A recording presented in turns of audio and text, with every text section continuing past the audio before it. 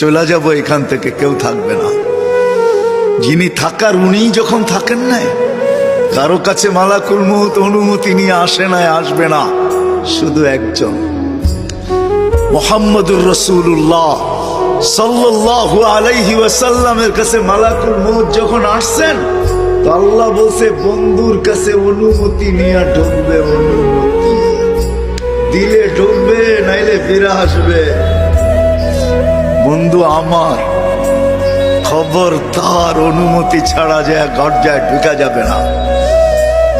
আমাদের কারো কাছে অনুমতি নিয়ে আসবে না, ওনার কাছে অনুমতি নিয়ে গেছেন। তারপরও বলছে শোনো, ঢুকার অনুমতি দিলেই কিন্তু হাত রাইখা দিবা না, আবার অনুমতি নিবা, রাখবা কি রাখবা না। বন্ধু যদি হ্যাঁ বলে তো রাইখো, যদি না বলে তো চলে আইসো। না বন্ধু আমার, কার বন্ধু? হ্যাঁ, কার বন্ধু? হাবিবুল্লাহ